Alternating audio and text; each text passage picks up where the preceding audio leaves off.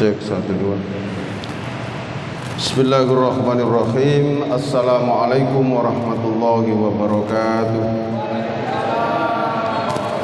Bismillah, alhamdulillah, wassalatu wassalamu ala rasulillah. La hawla wa la quwata illa billah. Subhanaka la ilma lana illa ma'allamtana innaka antal alimul hakim. Rabbi syrah li sadri wa yassir li amri wa hlul 'uqdatam min lisani yafqahu qawli. Amma ba'du. Bapak ibu-ibu jamaah Masjid Raudatul Falah yang dimuliakan oleh Allah Subhanahu wa taala, kita haturkan rasa syukur kehadirat Allah Subhanahu wa taala dengan ucapan alhamdulillahirabbil alamin, tsumma alhamdulillahirabbil alamin, walhamdulillahirabbil alamin atas limpahan nikmat berupa kesehatan jasmani rohani, nikmat iman Islam, istiqomah melakukan kebaikan dan amal soleh. Mudah-mudahan semua amal ibadah kita diterima oleh Allah Subhanahu wa taala. Yang kedua, ucapan Allahumma sholli wa sallim wa barik ala sayyidina Muhammad tetap tercurah junjungan kita Nabi besar Muhammad sallallahu alaihi wasallam. Para jamaah sekalian rahimakumullah, kita lanjutkan kajian kita pada malam hari ini, masih surat Al-An'am sekarang ayat 152. Ayat 152, semoga ayat-ayat yang kita kaji bisa menjadikan tambahnya ilmu pengetahuan kita tentang agama kita, tambahnya ilmu pengetahuan agama kita seiring dengan tambahnya ketebalan dan keimanan ketakwaan kita kepada Allah Subhanahu wa taala. Ala hadiniya as-salihah al-Fatihah. A'udzu billahi minasy syaithanir rajim. Bismillahirrahmanirrahim. Alhamdulillahi rabbil alamin. Ar-Rahmanir Rahim. Maliki yaumiddin. Iyyaka na'budu wa iyyaka nasta'in. Ihdinas siratal mustaqim. Siratal ladzina an'amta 'alaihim ghairil maghdubi 'alaihim waladdallin. Amin. Bismillahirrahmanirrahim. Wala taqrabu, dan jangan kalian mendekati malal yatimi, harta anak yatim, illa billati hiya ahsan, kecuali dengan cara yang lebih bagus, lebih baik, hatta sehingga ya belugho, dia sampai asyuddahu, kepada usia dewasanya. Wa aufu, dan penuhilah oleh kalian al-kaila, takaran, wal mizana, dan timbangan, bil qisti, dengan seadil-adilnya. La nukallifu, tidaklah kami membebani nafsan, seseorang, illa wus'aha, kecuali menurut kemampuannya. Wa idza qultum, dan apabila kalian berkata, fa'dilu, maka berbuat adillah dalam hal menghukumi sesuatu, walau kana dza qurba, walaupun harus berhadapan dengan kerabat sendiri. Wa bi'ahdillahi, dan dengan janji Allah, aufu, penuhilah.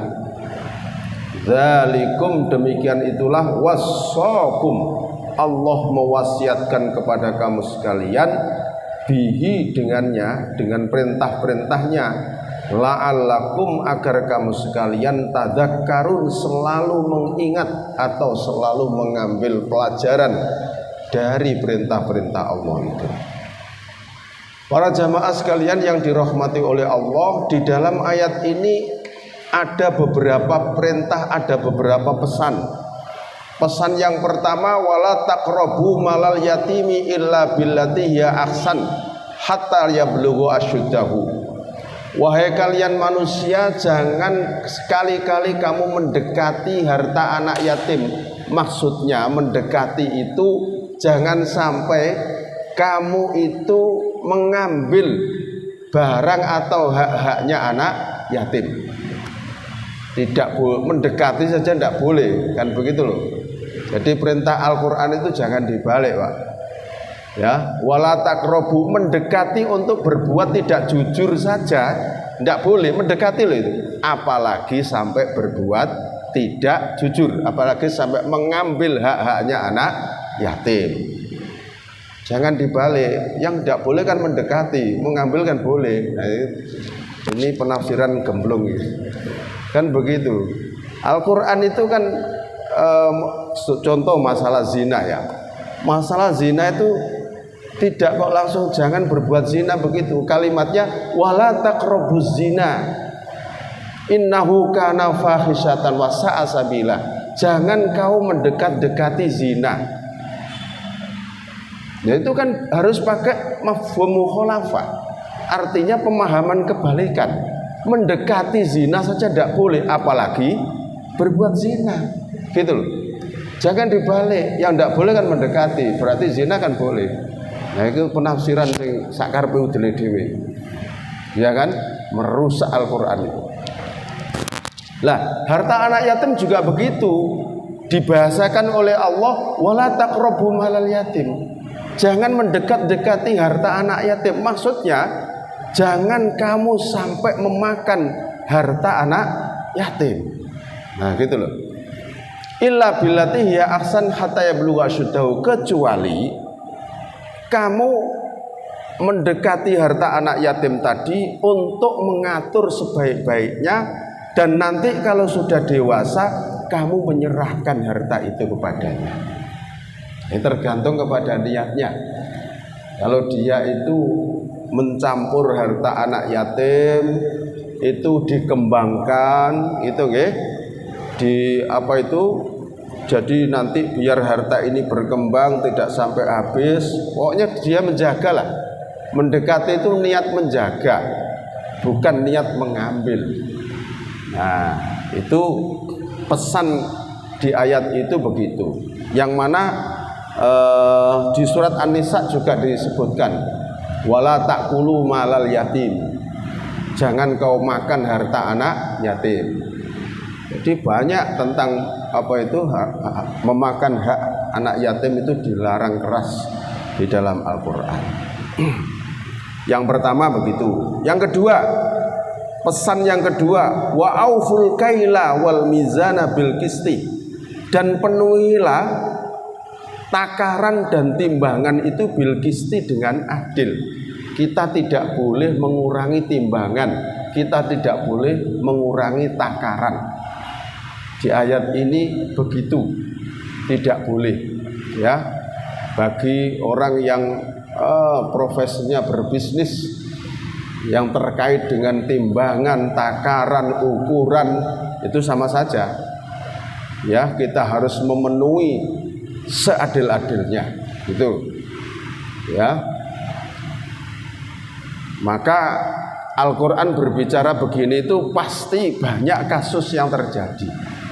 Kalau kita telisik, kita teliti, berapa sih para pedagang ini yang jujur, yang sesuai dengan yang difirmankan oleh Allah. Banyak yang tidak jujur, ya kan? Kadang kulaannya pakai timbangan sing wis dimodifikasi, engko dodole pakai timbangan timbel sing iki. Ya kan begitu kan? Ya, mengurangi timbangan dan takaran. Dodol bensin gak jangkep 1 liter. Loh, padahal kata-katanya saya beli 1 liter, nyatanya tidak sampai 1 liter. Ya, itu sama saja. sama saja. Jadi kalau dalam hal bermuamalah, berbisnis jual beli, ini sangat rawan dengan ketidakjujuran, mengurangi timbangan, mengurangi ukuran, mengurangi takaran. Itu sudah terbiasa dilakukan oleh orang-orang yang berbisnis.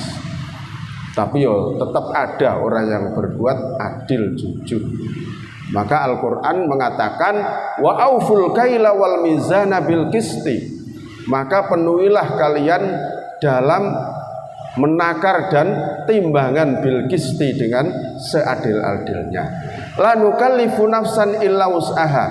Kena apa Al-Quran kok berbicara tidaklah kami membebani seseorang kecuali menurut kemampuannya. Artinya kalau kita berbuat adil seperti Allah jelas gak mampu. Nah gitu loh. Kalau kita berbuat adil seperti Allah jelas tidak mampu. Maka ya adil sesuai dengan kemampuan dan kekuatan kita. Artinya ukuran umum ini saya sudah berbuat adil ini. Dening si ono blesete titik-titik ya saya tidak sengaja. Nah gitu loh maksudnya. Jadi Allah tidak menuntut yang adil seperti Allah. Tidak ada Pak orang bisa melakukan adil seperti Allah. Makanya di sini Allah mengatakan kami tidak membebani seseorang kecuali menurut kemampuannya ya. Artinya ukuran adil tadi itu sudah menurut ukuran standar umum keadilan yang dilakukan oleh pada umumnya orang. Itu. Maka jika kau masih meleset, ya gitu-gituan, ada kurangnya sedikit misalnya, tapi itu tidak disengaja. Nah itu Allah mengampuninya. Nah gitu. Allah mengampuninya. Gitu kan. Namanya orang menimbang dan menakar kan suwis dihati-hati, tapi kan jenenge gula itu kadang yo kurang sakit. Nah gitu loh. Ya, misalnya nakar bensin ya mungkin kurang sak sendok ta yo opo katutan, tapi dia tidak sengaja. Ya itu kemampuan saya sudah. Gitu loh. Saya sudah berusaha seadil-adilnya. Itu. Yang kedua begitu, ya, tidak boleh makan harta anak yatim, merusak harta anak yatim, mengambil haknya anak yatim, ya, kecuali dengan niat untuk merawat, menjaga dan mengembangkan hatta yablugha asyuddahu, sehingga pada usia dewasa dia menyerahkan harta itu. Nah, para mufassir mengatakan kita boleh menyerahkan harta anak yatim manakala sudah usia balik. Balik itu ya 15 tahun. Ya, dikatakan dewasa itu 15 sampai 18 tahun. Tapi itu dulu, Pak. Ukuran orang dewasa zaman Rasul dengan sekarang itu berbeda. Karena ini sesuai dengan perkembangan zaman dan mungkin model atau metode pendidikan yang pada zaman Rasul dengan zaman sekarang itu sangat berbeda sekali. Zaman Rasul, Pak, orang usia 17 tahun itu wis mateng, dewasa betul. Sehingga Rasulullah itu mengangkat panglima perang yang namanya Usama bin Zaid itu umur 17 tahun. Dijadikan Rasulullah panglima perang untuk memimpin sebuah peperangan. Coba, umur 17 tahun sudah dikasih Rasulullah kepercayaan untuk memimpin perang. Saiki arek umur 17 tahun. Ya apa? Kira-kira beres apa enggak didadekno pimpinan? Nah, inilah sehingga ukuran standar dewasa dulu dengan sekarang itu berbeda. Nah, kan gitu ya. Dulu umur 17, 18 wis matang Pak Risa. 15 ke atas sudah matang. Kan begitu ya.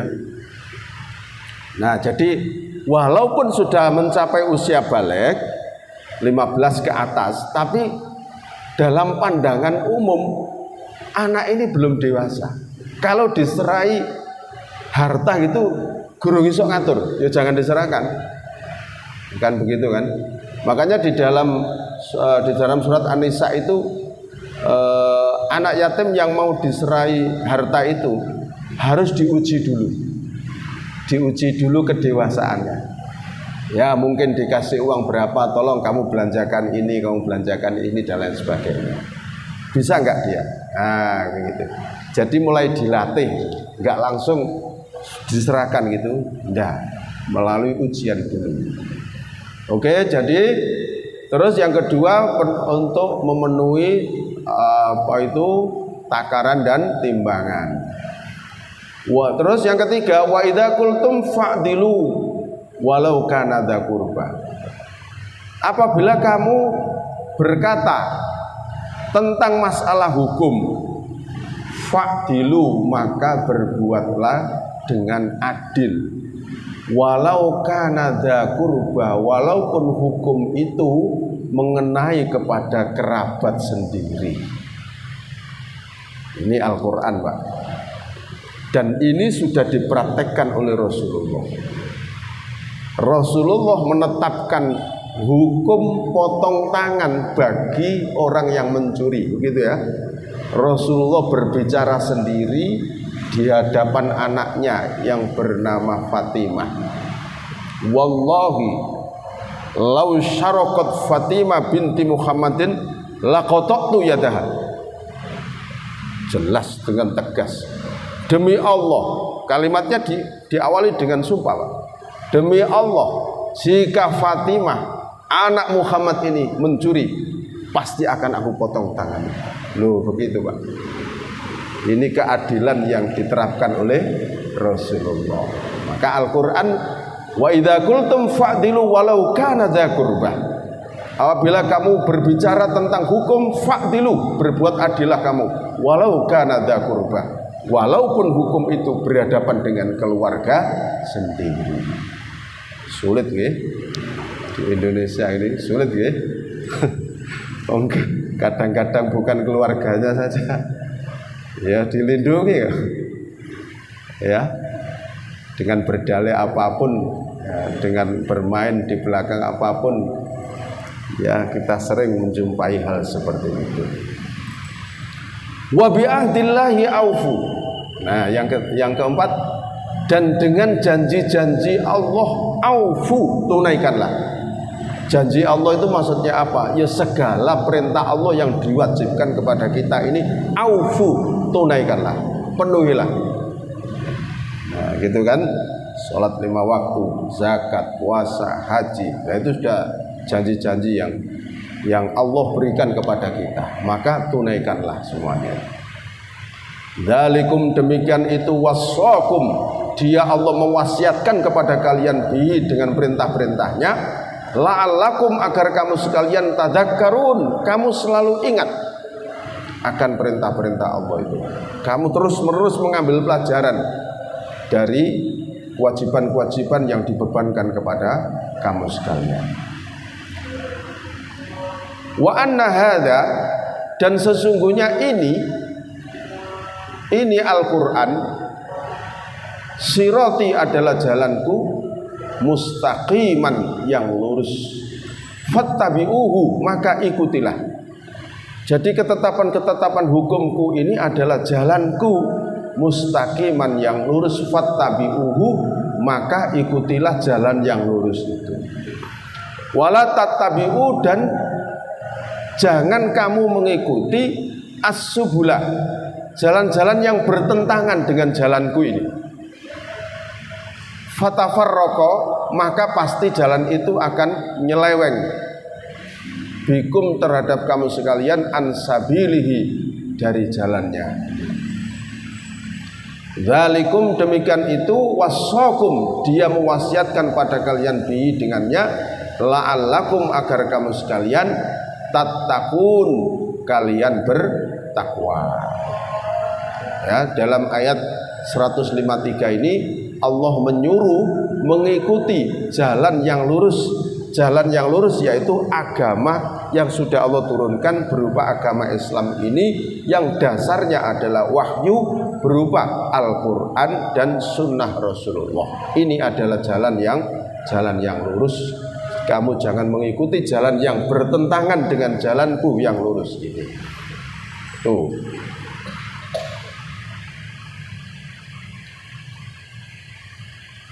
Summa kemudian ataina kami berikan Musa kepada Nabi Musa Alkitab, kitab tamaman sebagai kesempurnaan nikmatku, alalladzi atas yang ahsana dia lebih baik, wa tafsilan dan terperinci, likulli syai'in bagi segala sesuatu penjelasan, wahudan dan diturunkannya kitab kepada Nabi Musa yaitu kitab Taurat itu sebagai petunjuk, wahudan warahmatan dan sebagai rahmat, la'allahum agar mereka Bani Israel biliqa'i rabbihim dengan bertemu dengan Tuhan mereka, yu'minuna mereka beriman.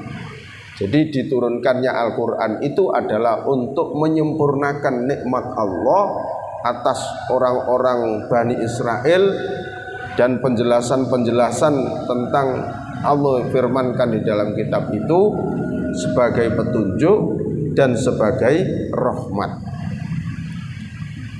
Wahada, nah kemudian wahada dan ini Al-Quran. Nah, tadi itu Taurat, Pak. Tsumma ataina Musa Alkitab, ini Taurat. Itu nggih. Wahada dan ini Al-Quran, kitabun adalah kitab, anzalnahu yang kami menurunkannya, mubarakun yang penuh berkah. Jadi Al-Quran itu ya sebagai petunjuk, sebagai rahmat, mubarakun yang penuh berkah. Fattabi'uhu maka ikutilah dia, jalan Allah dalam Al-Quran itu. Wattaqu dan bertakwalah kalian, la'allakum agar kamu sekalian turhamun kalian dirahmati oleh Allah. Ya, jadi diturunkannya kitab Taurat sebagai bentuk kesempurnaan nikmat Allah, yang mana kitab Taurat itu adalah sebagai petunjuk dan sebagai rahmat, sama dengan Al-Quran hudan lil muttaqin, petunjuk bagi manusia. Dan juga Al-Quran itu diturunkan adalah mubarakun yang penuh berkah. Fattabi'u, oleh karena itu para jamaah sekalian, karena Al-Quran ini penuh berkah, biar kita itu hidup kita selalu diberkahi oleh Allah, maka mari kita dekatkan diri kita ini dengan Al-Quran. Kita baca, kita tadabburi maknanya, kita kaji, kita lakukan isinya. Ini adalah bentuk dari kita mentadabburi Al-Quran. Kalau begitu pasti hidup kita akan dibarokai dan pasti hidup kita akan dirahmati oleh Allah. Ini sudah janjinya Allah. Itu. Mungkin ada yang ditanyakan sambil jalan. Monggo kalau ada yang ditanyakan.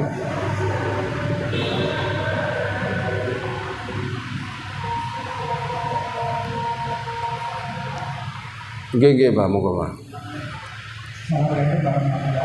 Waalaikumsalam warahmatullahi wabarakatuh. Tadi yang sudah dijelaskan bahwa Al-Quran itu berikan makna barokah, ada lagi satu yang nampaknya kita tidak tahu apa itu mujizat. Karena pada waktu mujizatnya Nabi Musa misalnya orang kali diulang, ya. Terus kemudian yang dengan mujizat Al-Quran yang kita pahami sampai saat ini apa mujizatnya? Oh, oke. Waalaikumsalam warahmatullahi wabarakatuh. Ya, jadi Al-Quran itu sebagaimana yang Allah turunkan. Pertama disebutkan di surat Al-Baqarah. Alif Lam Mim. Dzalikal kitabu la raiba fihi hudan lil muttaqin. Petunjuk bagi orang-orang yang bertakwa. Di dalam surat Al-Baqarah ayat 185. Syahrul Ramadhan alladzi unzila unzila fihil Qur'an hudan linnasi wa bayyinatin minal huda wal furqan, sebagai petunjuk bagi semua manusia. Di dalam surat Bani Israel ayat ke-58 kalau tidak salah gitu. Wa nunazzilu minal Qur'ani ma huwa syifaa'un wa rahmatul lil mu'minin. Wah, kan gitu kan. Wa nunazzilu minal Qur'ani, dan kami tidaklah menurunkan Al-Qur'an, wa nunazzilu minal Qur'ani ma huwa syifaa'un, kecuali Al-Qur'an itu sebagai syifa, penyembuh. Ma huwa syifaa'un wa hudan, dan petunjuk, wa rahmatun lil mu'minin, dan rahmat bagi orang-orang yang beriman. Jadi Al-Qur'an itu ya petunjuk, ya rahmat, ya kan? Petunjuk dan rahmat, terus syifa, penyembuhan, penyembuh bagi orang-orang yang beriman. Nah, mukjizat Al-Qur'an itu semuanya, Pak. Al-Qur'an itu semuanya mengandung mukjizat. Kullu ayatin min ayatil Qur'ani mukjizatun. Semua kata, kalimat, ayat di dalam Al-Qur'an itu semuanya mengandung mukjizat. Mukjizat di dalam Al-Qur'an itu bukan seperti mukjizat yang terjadi pada Nabi Musa, bukan yang terjadi pada Nabi Ibrahim, bukan terjadi pada Nabi Nuh dengan banjir bandangnya, tapi mukjizat Al-Qur'an itu berupa ilmu pengetahuan. Berupa ilmu pengetahuan yang mana orang kalau mempelajari betul-betul akan kena mukjizatnya Al-Qur'an, dan akan istilah itu kena magnetnya Al-Qur'an, sehingga dia masuk di dalamnya. Itu mukjizatnya itu berupa ilmu pengetahuan. Jadi bukan seperti mukjizatnya Nabi Musa, bukan seperti Nabi Ibrahim dan lain sebagainya, bukan seperti Nabi Isa yang bisa menyembuhkan segala penyakit, kan gitu ya. Bukan itu. Tapi mukjizatnya Al-Qur'an itu berupa ilmu pengetahuan yang masa berlakunya sampai hari kiamat nanti. Yang masa berlakunya sampai hari kiamat nanti. Nah, itu mukjizat berupa Al-Qur'an. Siapa yang akan mendapat mukjizat Al-Qur'an? Ya pastinya orang-orang yang mau mempelajarinya, orang-orang yang mau memahaminya, dan orang-orang yang mau mengamalkan dalam kehidupan sehari-hari. Itu. Nah, termasuk mukjizatnya Al-Qur'an, Pak. Ya. Saya pernah bercerita, insya Allah.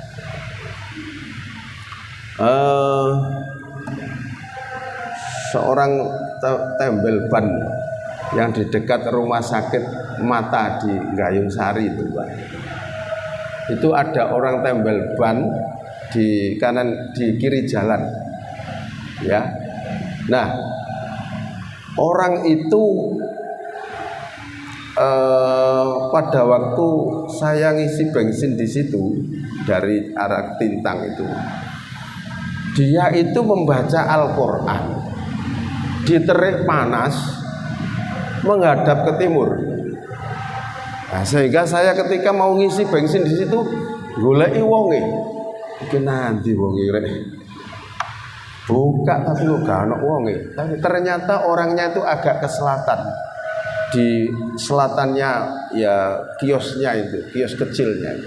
Madhep ngetan maca Al-Qur'an gawedhe. Karo mbawa capilnya Pak Tani itu loh, capil yang lebar itu loh, Pak. Kaget saya. Apa iku sing dodol ya? Saya akhirnya ke situ, Pak. Salam, baca Quran. Assalamualaikum. Terus dia langsung noleh, waalaikumsalam. Pak, jenengan yang jual bensin sini? Oh iya, Mas. Oh, gini. Saya beli bensin, Pak. Langsung Al-Qur'annya ditutup, terus ngedoli bensin saya. Gitu. Saya tanya, Pak, jenengan ini punya istiqomah membaca Al-Quran. Oh iya mas. Terus kenapa pak? Jenengan teng mriki kan wonten iyup mriki. Kok iso maca ngadep ngetan terus pakai capil kenapa? Iya mas. Aku nek maca ndok iyup kene iki diluke ngantuk. Alasane ngono pak. Makanya tak waca ndok panas ini ben aku gak ngantuk. Allahu Akbar. Luar biasa orang ini. Terus tak korek terus. Pak, motivasi apa pak yang menjadikan panjenengan ini membaca Al-Quran? Ya. Dia tak tanya gini pertama, loh jenengan gini ini anu pak, nggak ada target. Oh iya mas, saulan aku kudu khatam pisan. Hebat ini. Tak delok wacanane yo gradul-gradul saulan. Pokoknya aku sedina kudu oleh sak juz mas. Pokoknya ganok tuku bensin aku maca Quran. Ganok wong nembel aku maca Quran. Pak, motivasinya nopo pak? Jenengan kok sampai punya amalan seperti ini? Akhirnya dia cerita pak. Ngene mas, aku itu dhisik kerjaku supir. Sampeyan lak ero sih mas supir koyo apa? Turune gak teratur, mangane gak teratur. Yo sapa sing ngejak jam piro wis budal. Kan gitu nggih. Wong aku ki supir. Pokoke oleh buruan ya aku budak. Kan gitu. Jadi uripku gak teratur. Gak teratur. Salatku apa maneh Mas? Sak koberku salat. Mangan gak teratur, turu yo gak teratur, salat yo bolong-bolong. Akhirnya aku kena penyakit Mas. Wes kena penyakit apa Pak? Wes macam-macam penyakit itu, darah tinggi, komplikasi, diabetes. Terus aku periksa nak ngene dokter Mas. Aku dikongkon opname ndok rumah sakit, kongkon ngamar Mas. Lah terus lah tak gawe ngamar iku opo Mas? Wong kerjaku buru nyopir gak duwe dhuwit aku. Lah jenengan kok iso ngeten iki? Aku krungu pengajian. Jarene Al-Qur'an iku syifaun untuk penyembuhan segala penyakit. Akhirnya aku tak buktekno temen Mas. Ngono wae. Tak buktekno aku maca Qur'an terus. Ya ngene iki madhep ngetan go capel iki. Jadi saulan khatam, saulan fitrah. Akhirnya Mas, oleh saulan tak periksakno normal kabeh badanku. Masya Allah. Normal kabeh Pak, tekanan darahku normal, diabetesku hilang. Sampai dokter iku bingung jadi. Lho kok bisa bagus seperti ini Mas? Wis dawa ceritane dok. Akhirnya. Nah, ini loh Pak, Al-Quran itu betul-betul sebagai mukjizat itu ya kayak gini gitu Pak. Kan secara akal kan, lho penyakit sak mono kae lho Pak. Darah tinggi, diabetes, terus kena asam urat, terus apa maneh lah.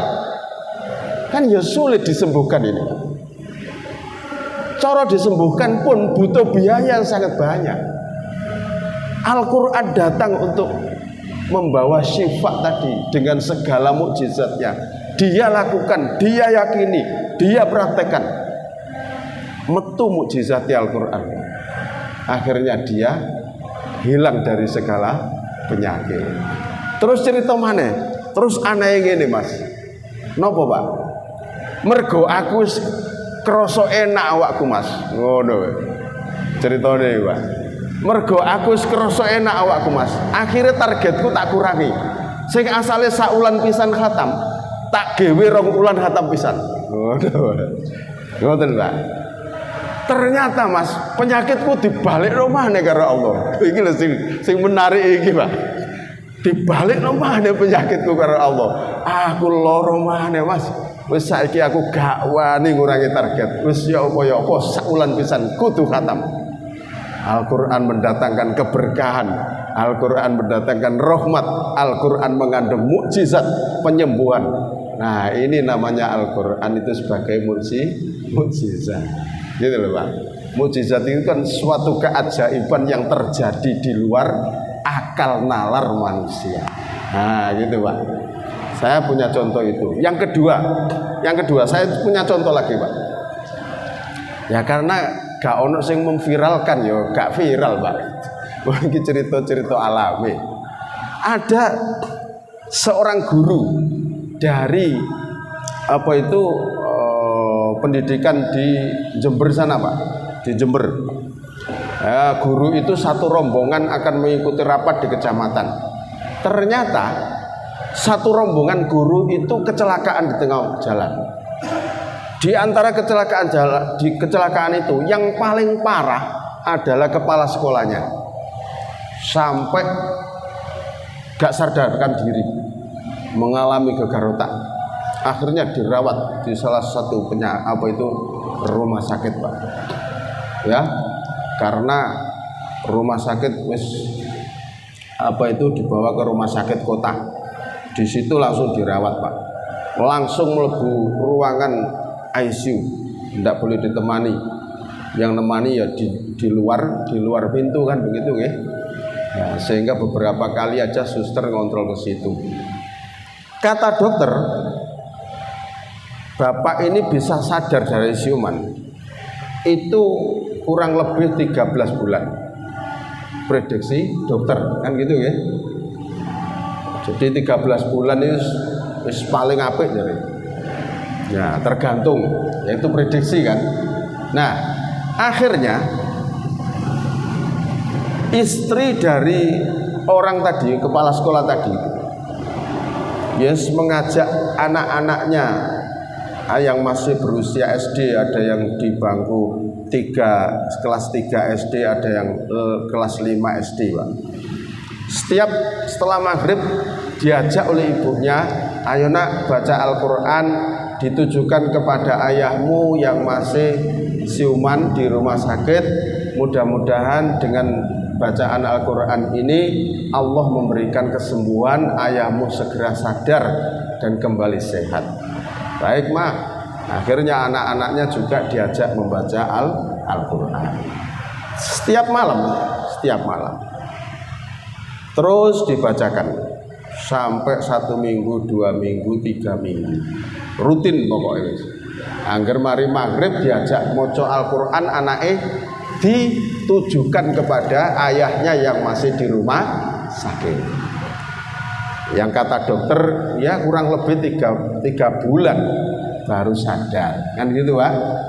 Nah, ajaibnya, belum hitungan 1 bulan Pak, orang ini sadar, gitu Pak. Sadar dan bisa berdiri, bisa duduk, bisa diajak omong-omong sama suster. Suster kaget, dokter dipanggil juga kaget semua. Loh, kok bisa ya? Ya, keluarganya dipanggil. Ibu, mohon bisa ke rumah sakit dengan keluarga karena bapak sudah sadar. Langsung Pak, betapa senangnya ke rumah sakit semua satu rombongan. Begitu sudah datang, dokter-dokter tadi yang nangani juga sudah datang. Ditanya bapak ini, Pak, apa yang menyebabkan bapak sadar dari koma ini? Padahal menurut prediksi kami, jenengan itu bisa memakan waktu 3 bulanan Pak. Ini belum ada hitungan 1 bulan, jenengan kok sudah sadar. Apa yang menyebabkan panjenengan sadar? Dia ngomong, dokter, saya sadar ini karena saya mendengar bacaan Al-Quran dari anak saya. Coba, padahal rumahnya jauh Pak, dia baca nggak pakai mic, gak ono kabel sing rono. Coba, ini kalau bukan mukjizat Al-Quran terus apa? Iya kan? Lah ini loh Pak. Jadi Al-Quran betul-betul menjadi rahmat dan sekaligus barokah, sekaligus mukjizat. Itu buktinya seperti ini. Dan saya yakin masih banyak cerita-cerita ajaib karena Al-Quran ini. Cuma ya tidak dirangkum semuanya. Itu yang saya jumpai Pak, yang saya jumpai. Yang ini tadi cerita dari guru saya yang di Jember tadi itu. Kalau yang Bapak Tembel Ban ini saya sendiri yang menayai, dan sekarang jenengan cek masih ada Bapak itu masih ada, gitu Pak. Nah ini Al-Quran sebagai mukjizat. Nah gitu Pak. Jadi mukjizatnya itu berupa pengetahuan, bukan berupa seperti Nabi Musa tadi itu. Maksudnya bukan benda gitu loh. Kalau Nabi Musa kan benda ya, tongkat di sebelah kan gitu ya. Tapi ini bukan, ya, bukan. Ada lagi? Monggo. Gak apa-apa. Kalau sholat isya agak mundur gak apa-apa. Kalau masih ada, monggo Pak.